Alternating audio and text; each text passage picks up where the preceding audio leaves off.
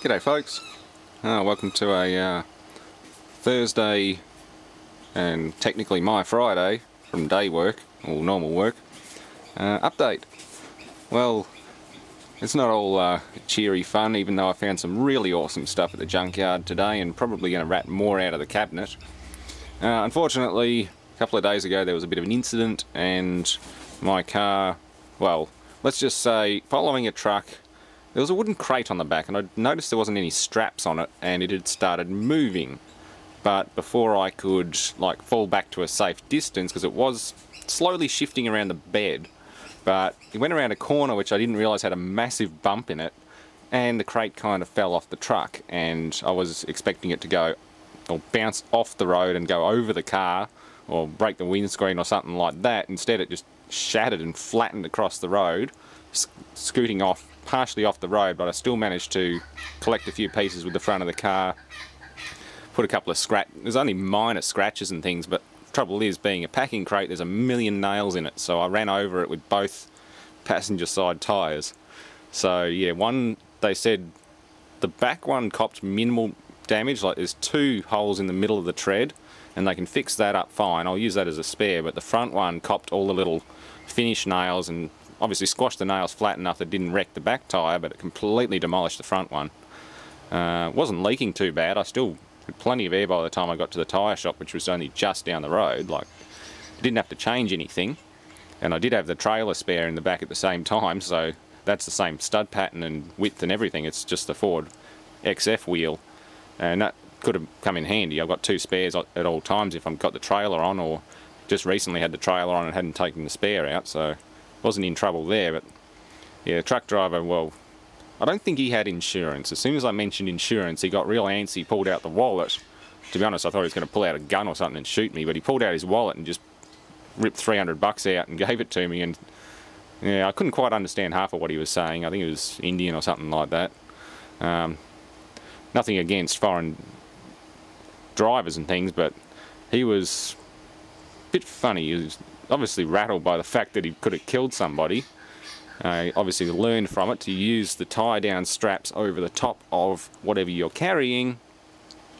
But yeah, I didn't take it too far. I do still have his contact number and registration number in case anything complicates, but there's nothing stuck under the car. There was no physical damage to the car itself apart from some minor, well, I think the timber actually cleaned bits of dirt off more than scratched it. The car's that dirty, the dirt protected it, and now it's got some clean spots on it. So yeah, it's just two new tyres, $320, so out of pocket $20. I'm not going to be a dick and try and chase up the other 20.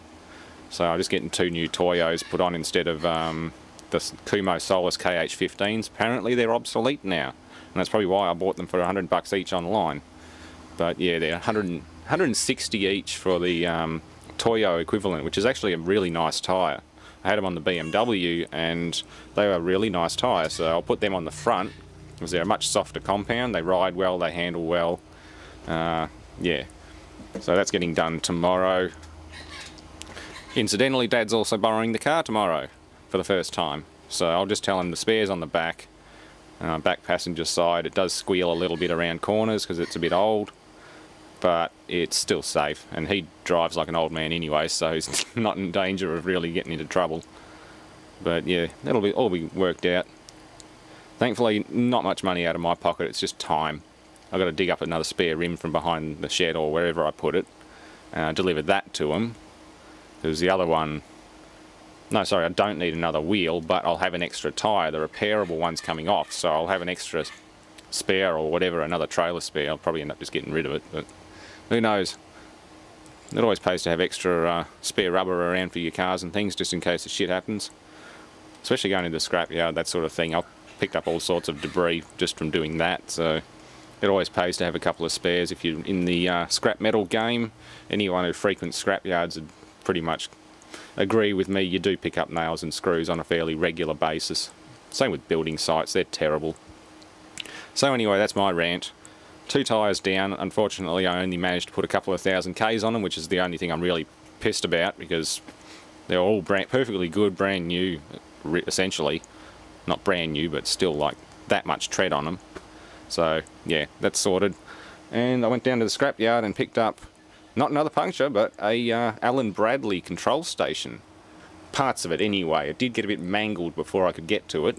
It had half a Mitsubishi Verada or something like that dropped on top of it, which slid back, and was just, the control console was just pinned between the front tyre and the front bumper, so I managed to wrangle all that out of the way, and we'll try and get the forklift or the excavator in there and move the car, and I'll get the thing flipped over and get the rest of the PLCs, and there might be a little mini like 0.75 kilowatt VFD in there.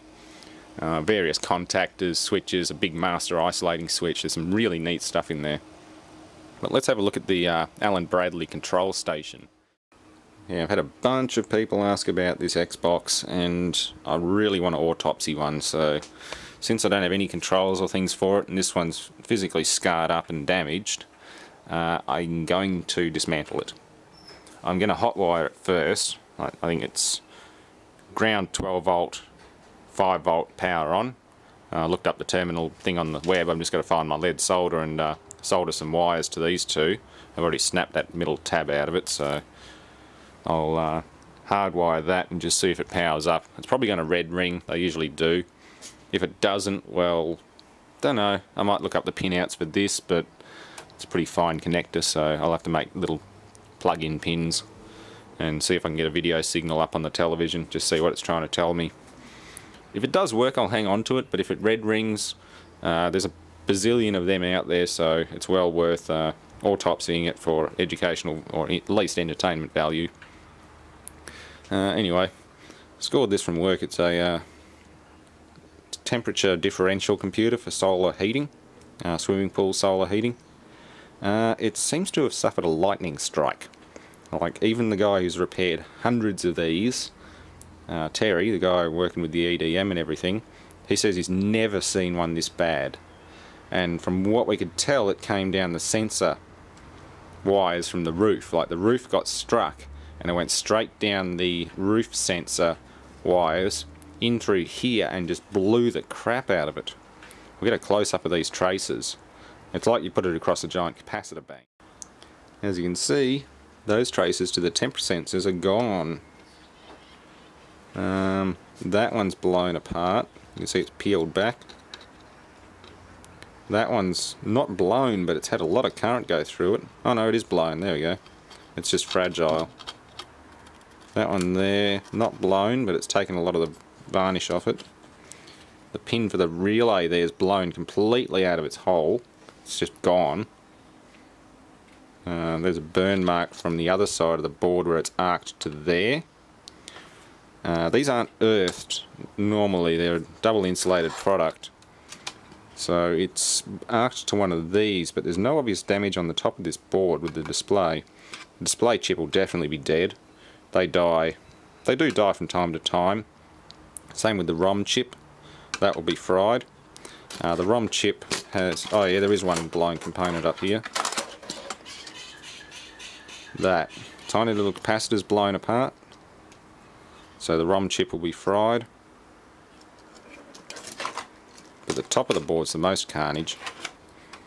These two are completely blown to bits. These diodes are completely blown apart. They're for the temperature senders, thermistors. So they're completely blown to bits. Those two survived, but the rest of it's just absolute carnage. That pack will be dead.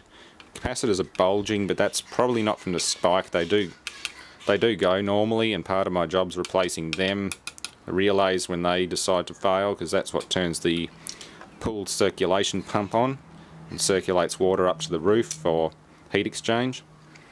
Yeah, all it is just a switch for controlling a pump, but you set your desired pool temperature and your trigger temperature for the roof, and then the pump will come on once the roof reaches a certain temperature, and then so on. It's just a temperature differential computer, but it is completely blown to bits. Neither of us have seen one this bad. So all these traces are gone. There's severed traces. If you look at some of the semiconductors up close, you can see burn marks or cracks in the casings. Totaled. Absolutely totaled. Okay, and these are the big dollar items we're going to look at later. I won't go into too much detail at the moment. As you can see, that front panel is not exactly flat. I got there a bit too late, but despite the damage, this might still work. It's hard to tell though. I don't know what they've done to this. It almost looks like deliberate damage rather than anything else. It's like they didn't want anyone using it again. It's hard to tell. It's been crushed, but maybe not. Could have been forced down on top of something, but that just looks like a hit with a hatchet or something like that. Someone's actually vandalised it. Probably because they didn't want anyone using it again. Yeah, it's a control module. Yeah. Table access module. Various switches in various states of carnage. A lot of these have been torn clean apart. But the switch modules themselves are interchangeable, so I can make good buttons out of the other assemblies. Some of these are still okay, some of them not. That is a power module, link coupler. Yeah. See, there's cables going out to the other unit, but it was upside down in a rather precarious area, or in such a way that it could crush me if it did moved. So I did not get up inside the main cabinet, which is big. It's a pretty big cabinet. So I'll try and see about grabbing or moving that Mitsubishi out of the way and flip it right way up and have a look at it. But that goes to the controller there. And this one is a Allen Bradley data liner. It's got a nice big vacuum fluorescent display in it. This has been broken for a while by the looks of it.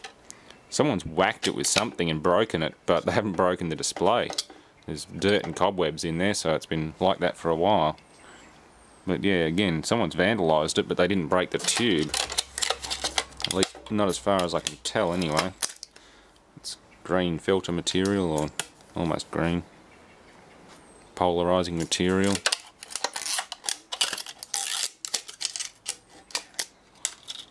Yeah, doesn't look like they've smashed the tube. So that's a good thing.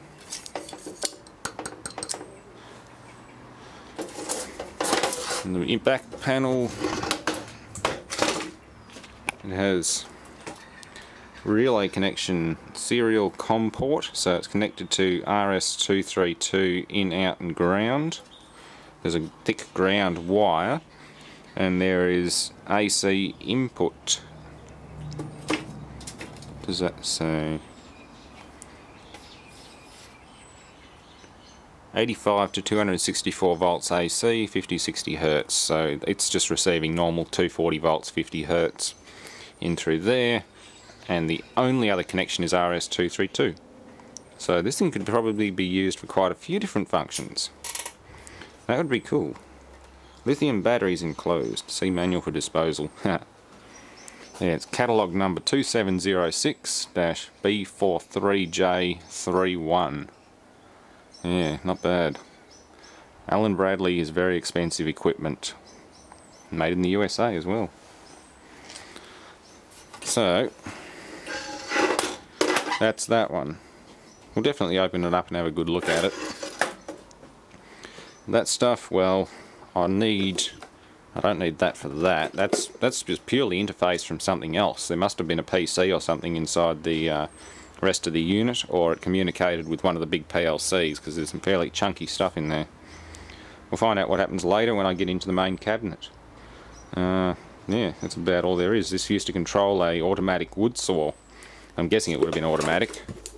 The rest of the wood saw is still there as well, but it's also pretty sad. But yeah, it's a shame they've hacked this control panel. Well, somebody has. It's not just buckling from being smashed at the scrapyard. Someone's actually hacked it with something. So, don't know if that'll ever work again. They've smashed the keypad. Although, no, it feels like push button switches, not membrane pad. If it was a membrane pad, it would have severed traces and totaled it. But since they haven't smashed the LCD or the backboard as such, we can salvage this one. At least I hope. Fingers crossed. So yeah, stay tuned for more on that one. I've got a few other things to clean up at the moment, but we'll move on to this next. Anywho, thanks for watching, stay tuned for more.